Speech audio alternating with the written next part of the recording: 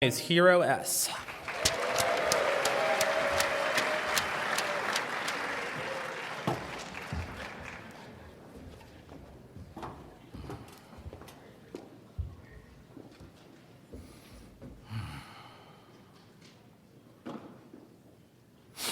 Good evening, everybody. My name is Hiroshi, and I am an alcoholic. I feel so well taken care of. I didn't even need to bring my own water. There's like 3 waters up here.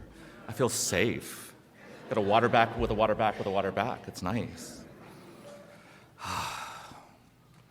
I've only recently started saying my name is Hiroshi, I'm an alcoholic. I used to always say my name is Hiro, I'm an alcoholic, and Hiro is the name I chose for myself when I first was really learning English.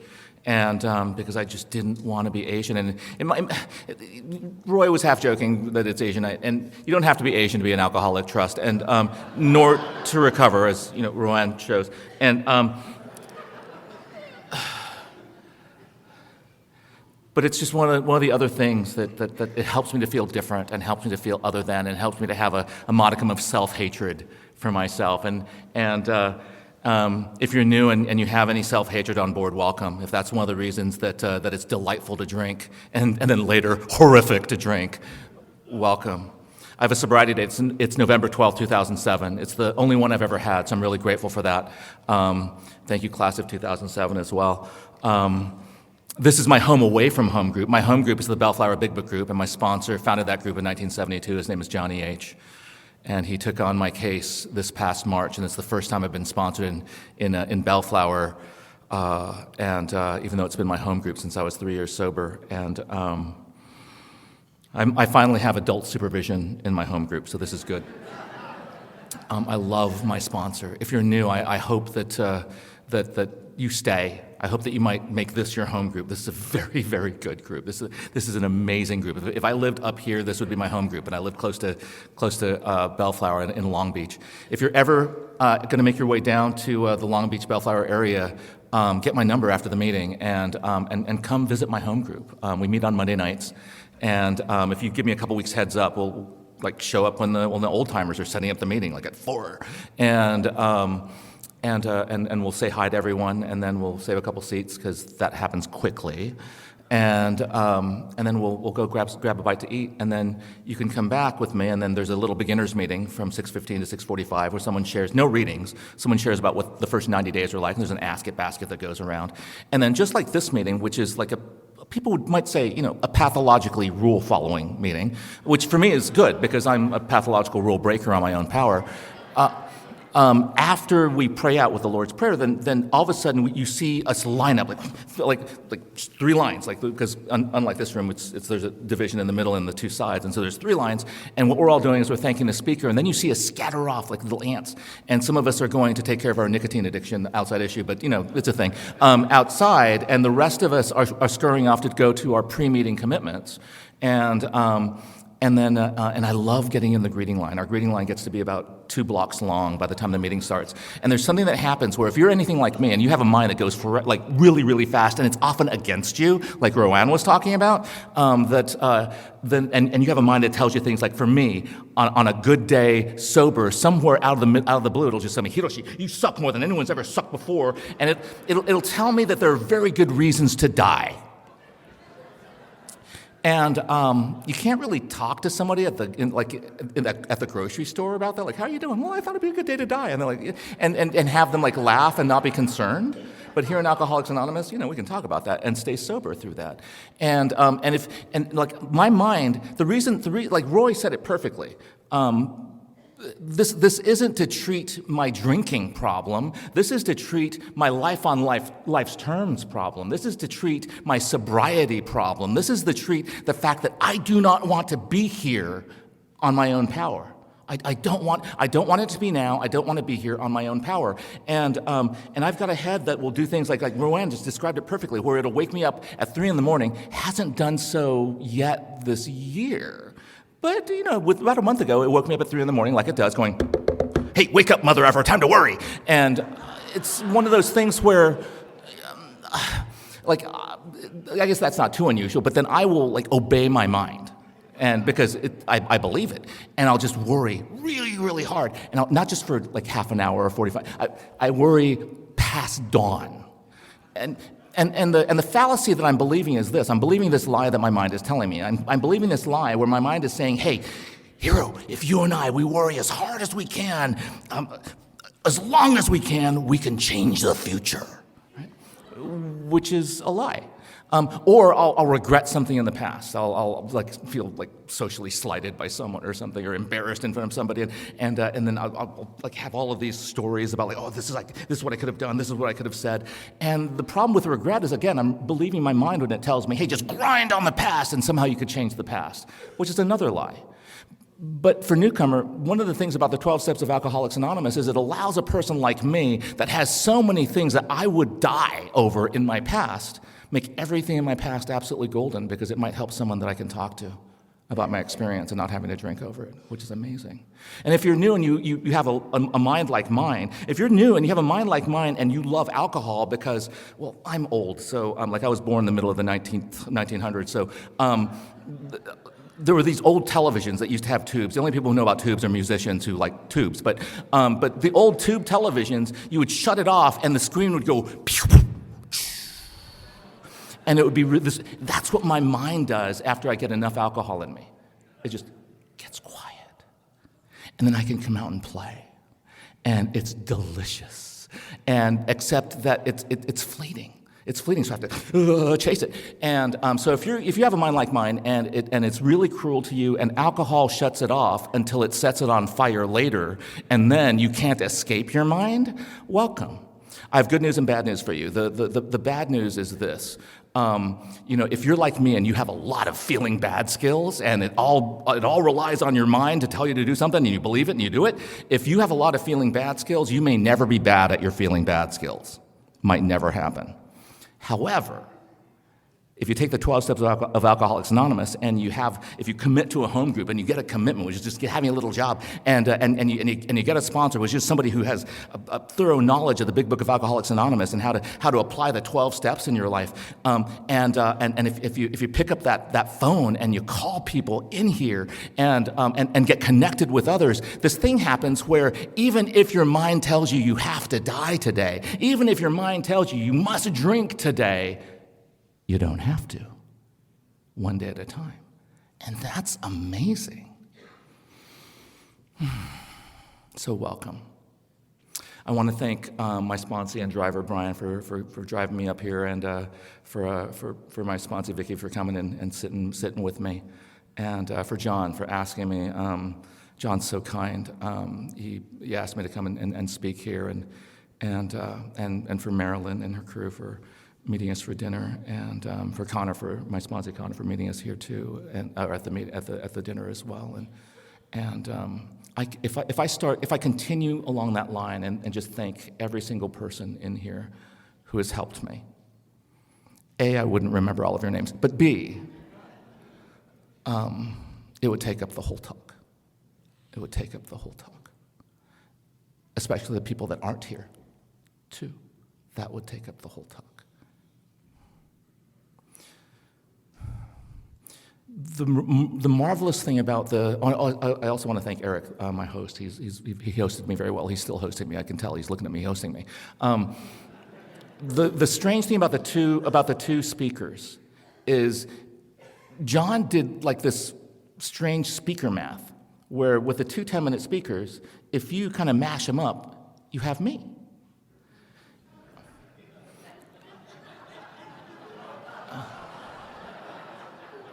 And I almost don't even have to give a talk, because they told everything about my experience, everything, drunk and sober.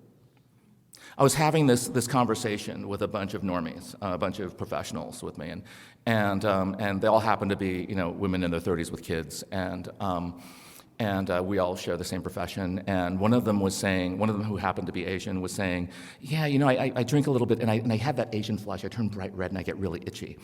And I ill-advisedly blurt out the first thing that came to mind, which is, oh, you can drink through that. And she says, but I get really itchy. And I said, oh, yeah, sedatives and antihistamines. And they looked at me in that way that normies do when you overshare about your drinking. Yeah.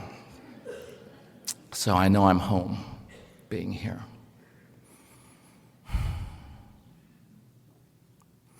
I feel on my mind all the people that are suffering right now, in this room and outside of the room, in the fires and outside of the fires, in the divided nation, in the divided world. And it's weird to talk about a divided nation or a divided world or a divided country or a divided state, except, and people would say that that's an outside issue, except it's an inside issue. And the inside issue is this: the worse things that get on the outside, the more united we have to become. The worse things get out there, the more we focus on our common problem and our common solution, because we have to get and stay sober, and we have to share this thing.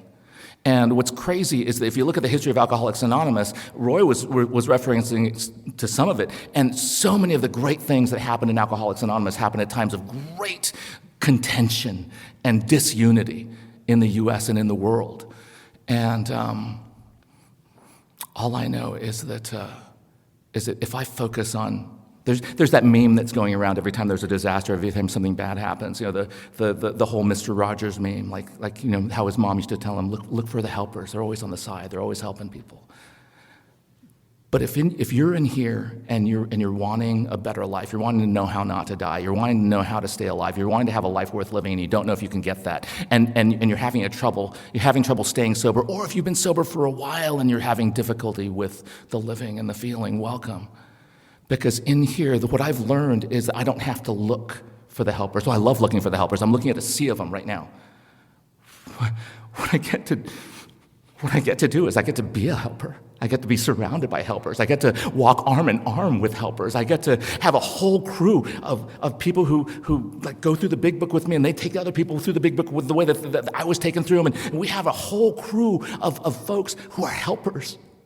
And maybe I don't know how to do like butch things, like go and put out a giant fire, or like I don't know how to do those things. That's far too butch for me. But what I do know how to do is carry a message of my own experience and how I've been able to survive my mind. I've been able to survive my mind on a day like today. I find myself close to tears often at podiums. And it's a combination of a few things. First, well, I'm kind of a girly man anyway, but that's one thing. But the other thing is that there's grief on board, and I was a person who never wanted to experience grief. I never wanted to experience grief. And if you look at the history of my drinking, first, that's one of the things that made drinking really attractive at age 12. Right? My grandfather was dying. My mother's father was dying as I took my first drink. But I didn't realize until sobriety that the only way truly to avoid grief is to avoid love. And I look at the history of my drinking, and that's the history of my drinking. Like, I would break up with partners that I adored. I just lied to you. I would behave in ways that forced them to break up with me so that I can go, oh. And then you would buy me a drink. And, or I'm really bright. And the problem with that is the child psychologists have studied this, and there's good data on this, that for gifted kids, a lot of them don't want to work hard on things that are difficult. We end up having this weird belief that everything should be easy and anything worth doing should be easy, when the opposite is true. The things that are worth doing are really, really hard. And what people who aren't alcoholic do is, or even some of us that are really, really good at working hard, but then we think that we deserve to play just as hard, and that can cause some problems. And so I would quit schools before I could get kicked out. I would quit jobs before I could get fired. I dropped out of 2 PhD programs, one in Chicago, I thought I had seasonal affective disorder. Which I might have done. And I also thought I had graduate student writer's block, which I clearly had, but I didn't know that it was untreated alcoholism. And when I transferred my credits I graduated from one big university in LA, and I got into the other big university in LA, and I had a full ride with just the credits I had gotten done, and I was supposed to teach freshman writing, and somehow I had brought my seasonal affective disorder to sunny Southern California, and suddenly, I have writer's block again, and I'm teaching writing, and I'm having that experience once again of like Wilson talks about it, of the alcoholic living a double life, of me presenting one thing, and there's that horrible traumatic distance that alcohol fixes until it widens, that traumatic distance between how I want to show up in the world and how I'm currently showing up in the world, how I want to see you seeing me, and how I currently see you seeing me. And the broader that gets, the worse it gets, the thirstier I get, and the harder I try, the more I miss, and the wider that gap gets. And I hate that gap. I can't stand that gap. So it's helpful to have a sponsor that tells me, you've been judging people your entire life. Now it's your turn to be judged. And it's helpful to have a sponsor tell me things like, hey, you're the only big book that some people are going to see. The way that you're living this big book of Alcoholics Anonymous. And when I'm mentioning the big book, it's a book that was written back in 1939 about how to do this program, and it's created the name of Alcoholics Anonymous. It created the name of our society, and it outlines how we stay sober and why we stay sober and why we even want to get sober. Why do I want to get sober? Because if I take a drink, I can't predict what's going to happen. If I decide I'm not going to take a drink because horrible things happen, I still decide to take a drink because it seems like a really good idea, or I'm bored, or it's hopeless anyway, or there's some good reason to take a drink, which later I realize is a horrible reason to take a drink, and I can't stop and stay stopped on my own power. And that's the first half, but the second half is the unmanageability of my life, where I've got untreated alcoholism, AKA, the big book calls it the bedevilments, where I can't seem to be of help to anybody. I've had trouble with personal relationships. I'm full of fear. I'm prey to misery and depression, and alcohol fixes that, and I can't seem to fix that on my own. I can't. And it's that gap that keeps widening. And what's crazy in here is that one of the things that I don't want to experience is loss. My entire life, I avoided going into hospitals, and my entire life, I avoided going to funerals, except the ones that I was dragged along to, like as a kid, like to my grandfather's funeral. And for the longest time, I drank for 30 years. For 30 years, I drank. And the reason I was able to drink for 30 years is because, like Roanne, I was able to function except when I dysfunction, and I was able to control and enjoy my drinking except for when I horribly couldn't. And I was able to stop and stay stopped for a short amount of time until I can clean up a little bit and do things right until I finally couldn't. And the crazy thing is there's so many folks in here, like my dear friend Yvonne, who goes out and gets degrees sober. I was on the verge of completing a doctorate when I came into Alcoholics Anonymous. And the reason why, I don't know how I was able to do that. I think it's because my willpower is incredibly strong except for the horrible times when it's not. And I'm done with all of my coursework. I'm done with the experiment that I conducted. I've collected all the data. I'm in the middle of a pre-doctoral internship working in a major hospital in Los Angeles. And 8 months before my sobriety date, I'm having a psychotic episode. Like hearing the things that you don't hear and seeing the things that you don't see, and trying really hard not to be psychotic. Those of you who laugh know that does not work. And the reason I was trying really hard not to be psychotic was so I can leave that bathroom and provide psychotherapy to a 7-year-old. Now, you may not know it, but it's incredibly difficult to provide psychotherapy, like play therapy, to a 7-year-old with generalized anxiety disorder if the therapist is far more terrified than the child. And it's also incredibly difficult to not be terrified if the shadows don't stop moving like the way they are. They're very scary. So instead of going to try and provide psychotherapy to that child, I go and tell my bosses a little bit what's going on. I tell them, I just barely hit the tip of the iceberg of my symptoms, and I tell them about how I'm not sleeping very well. I sleep maybe 2 or 3 hours a night, maybe 2 or 3 times a week. This has been going on for 3 or 4 months, and I might have that sleep deprivation psychosis, and those panic attacks at work aren't good. And I have so many other symptoms, but they say, hey, please don't contact any of your patients. We'll take care of them. Go down the hall to employee assistants, to the human resources. They'll connect you to employee assistants. They'll connect you to a professional. Please go get help. Come back when you're better. Bring a note.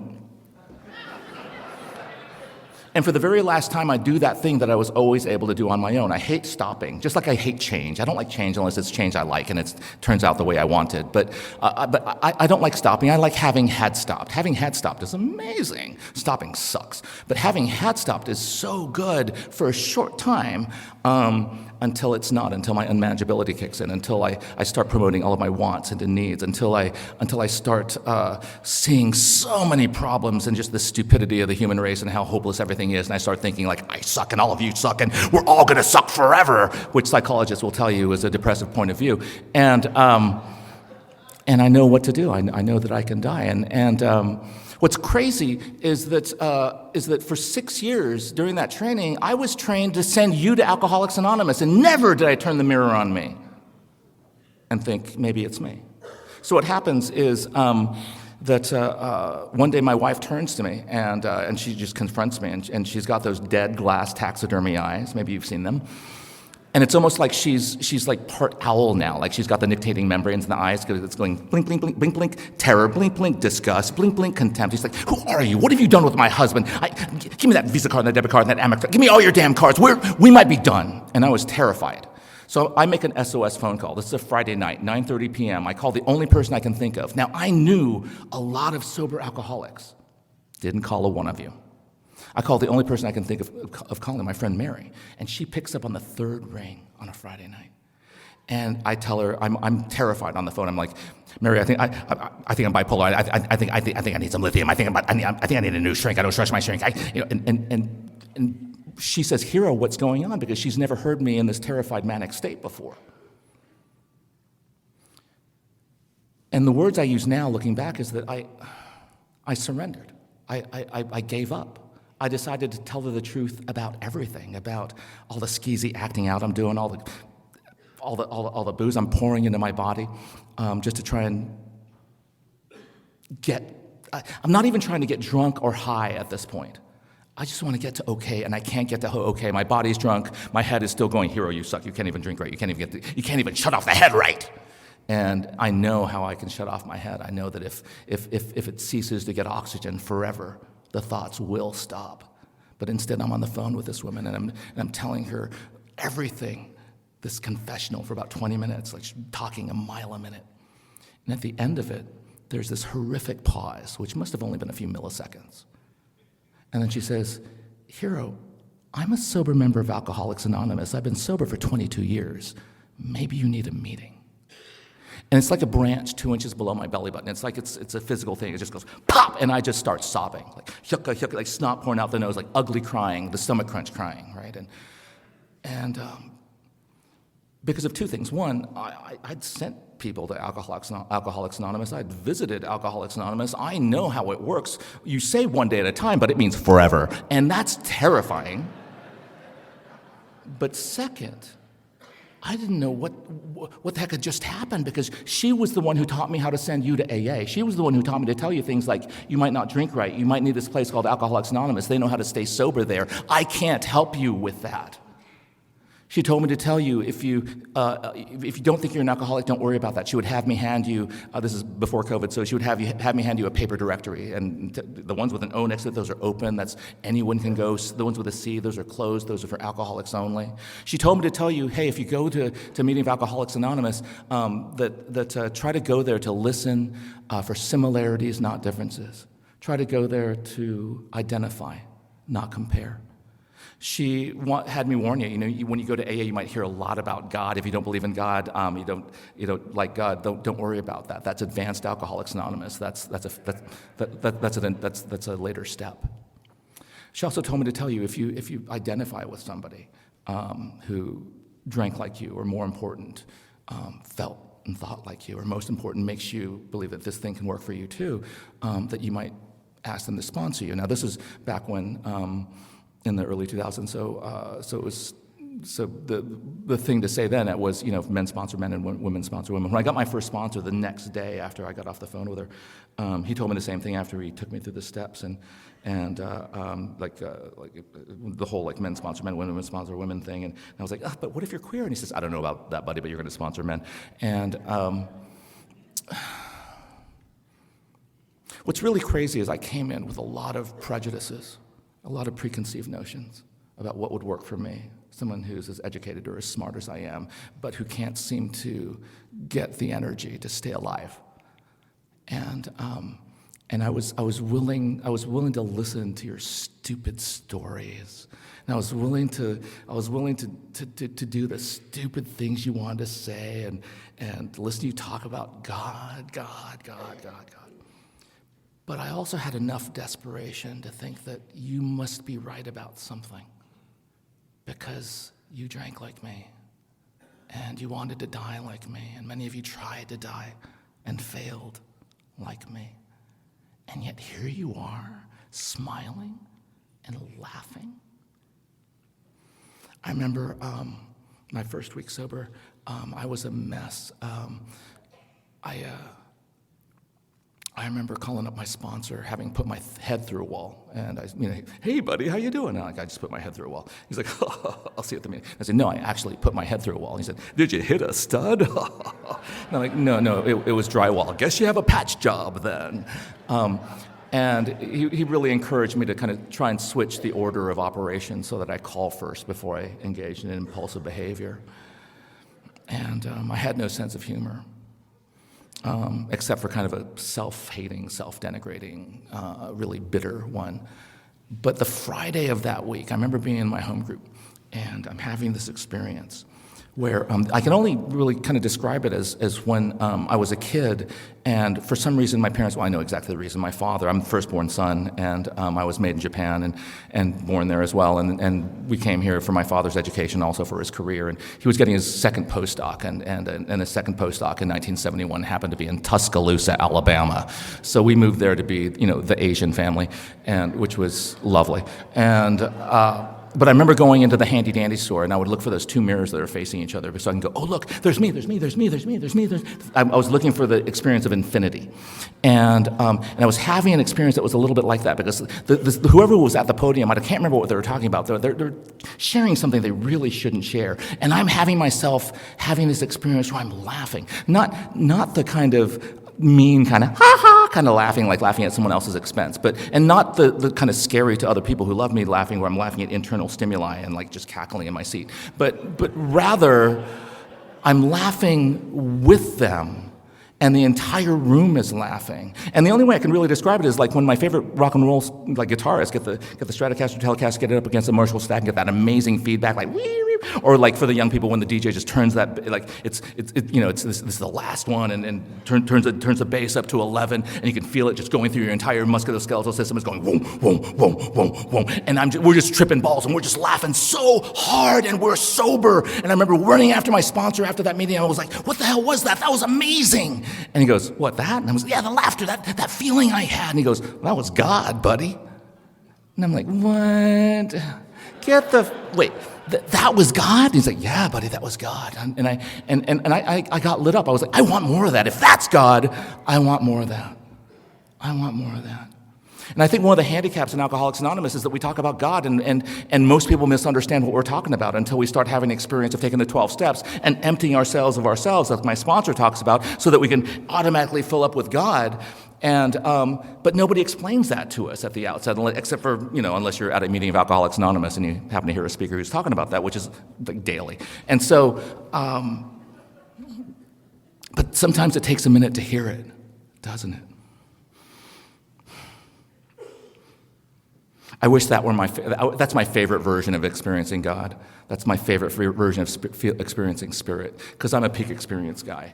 I'm a pursue pleasure, avoid discomfort and pain guy.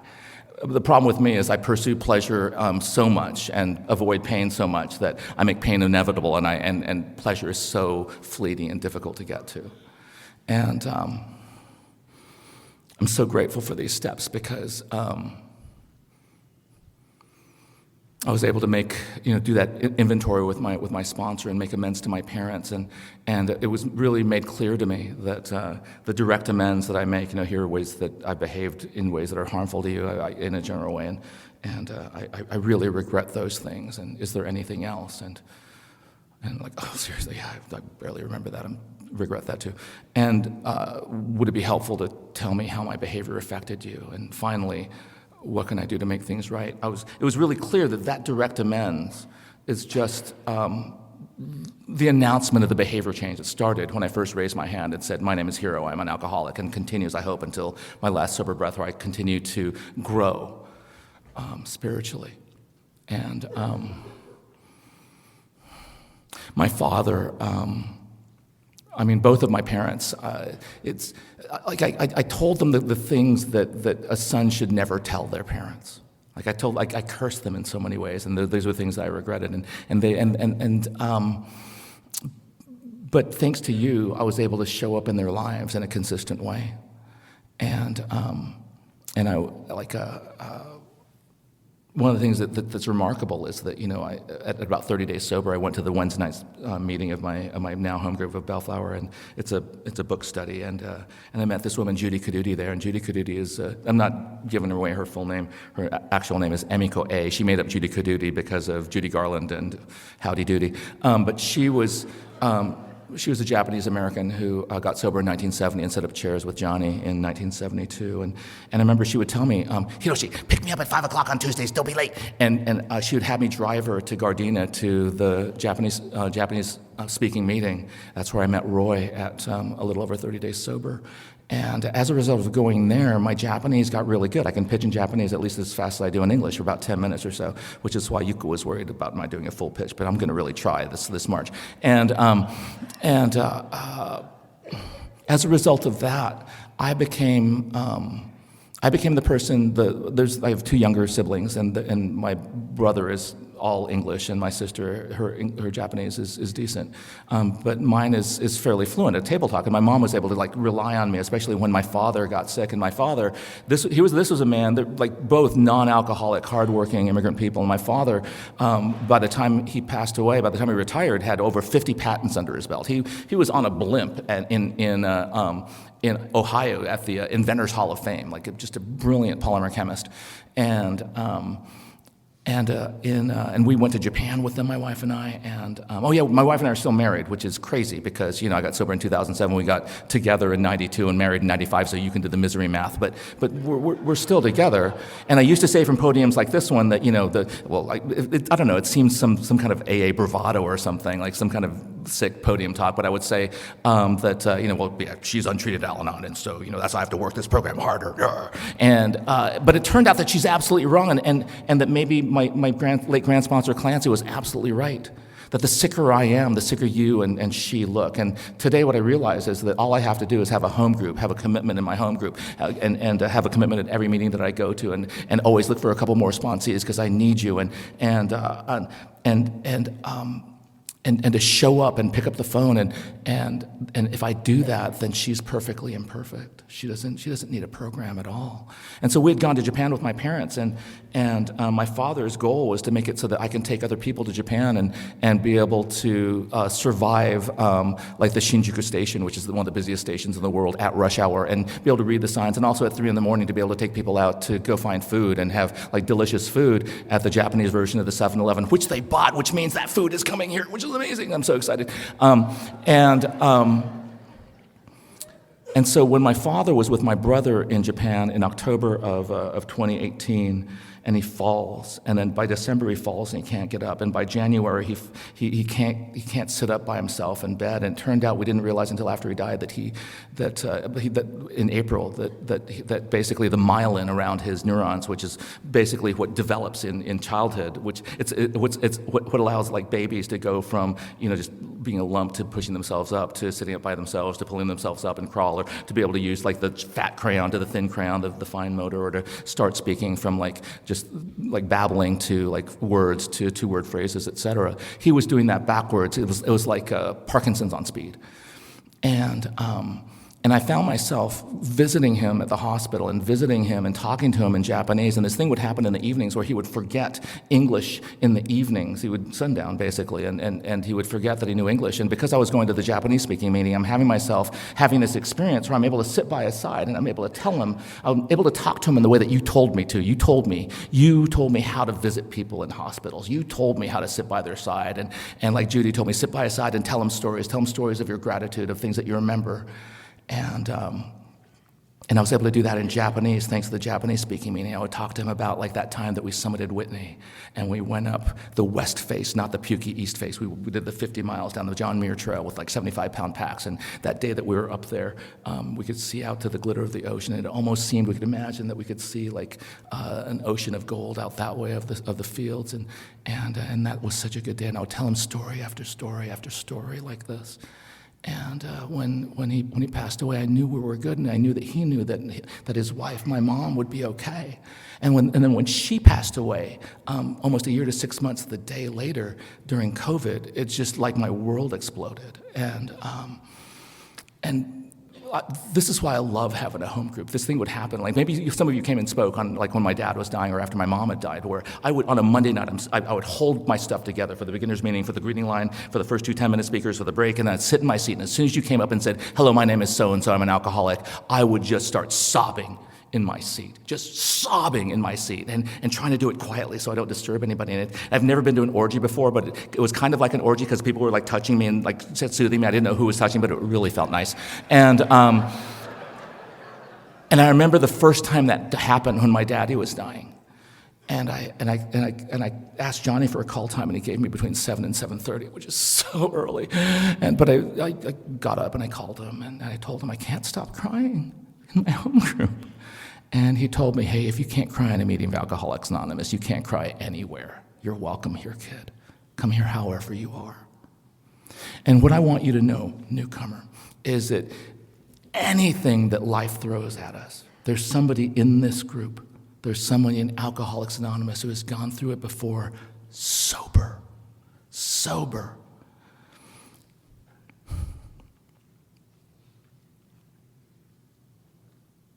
I'm having this experience where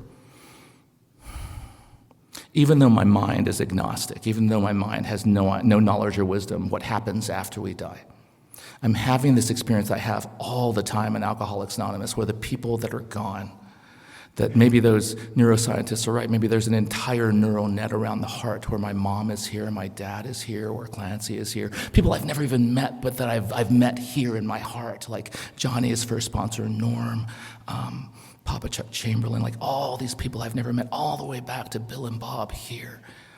And my experience today is this, that when I make myself available for grief, then suddenly I'm available for love, to love you, to be present, to be with my sponsees, and to accept their love. I have a level of self-hatred that, we have 1 minute left.